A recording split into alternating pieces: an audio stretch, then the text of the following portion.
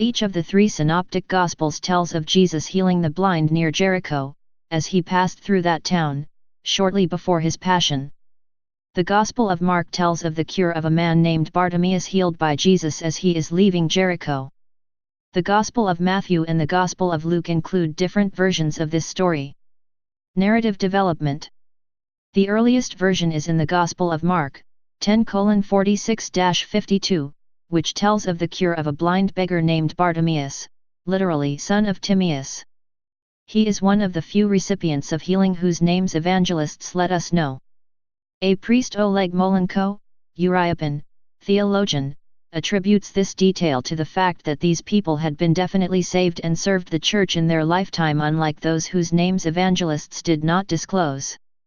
For example, like in another instance of a man who had been an invalid for 38 years who waited for the movement of the water in a pool in the Gospel of John, 5:2-15, and whose name remains unknown, Jesus cures that sick person and warns him about the consequences in case he reverts to doing things that brought him to the condition of infirmity of which he's now restored, 5:14, as yet he might have had inclination towards sin.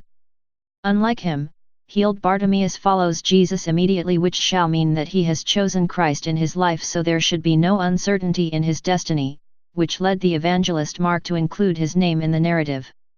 Bartimaeus also teaches us a Jesus prayer, Jesus, Son of David, have mercy on me, and, its result, an acquiring spiritual eyesight, the sign of which was his restored ability to see.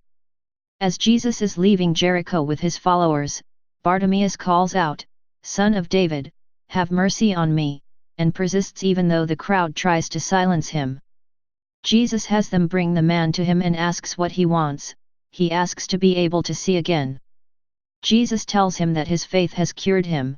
He immediately regains his sight and follows Jesus.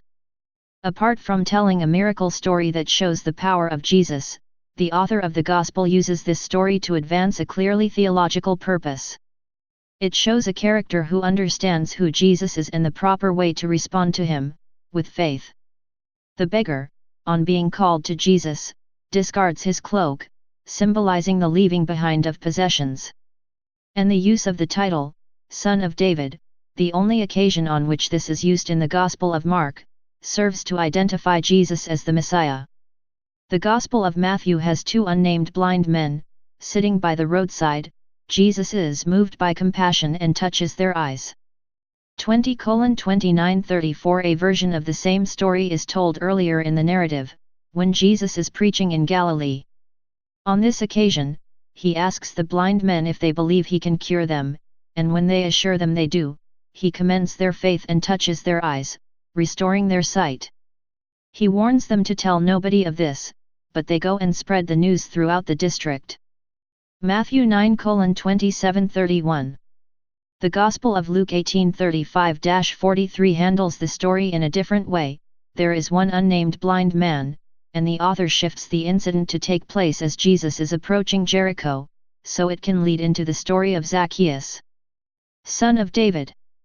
Vernon K. Robbins emphasizes that the healing of Bartimaeus is the last of Jesus' healings in Mark, and links Jesus' earlier teaching about the suffering and death of the Son of Man with his Son of David activity in Jerusalem.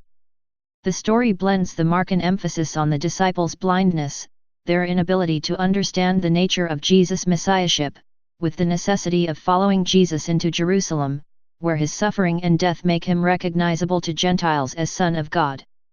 Paula Fredrickson, who believes that titles such as Son of David were applied to Jesus only after the crucifixion and resurrection, argued that Mark and Matthew placed that healing with the proclamation Son of David, just before Jesus' departure for Jerusalem, the long foreshadowed sight of his sufferings. The title Son of David is a messianic name. Thus, Bartimaeus' exclamation was, according to Mark, the first public acknowledgement of the Christ, after St. Peter's private confession at Mark 8:27-30. Bartimaeus.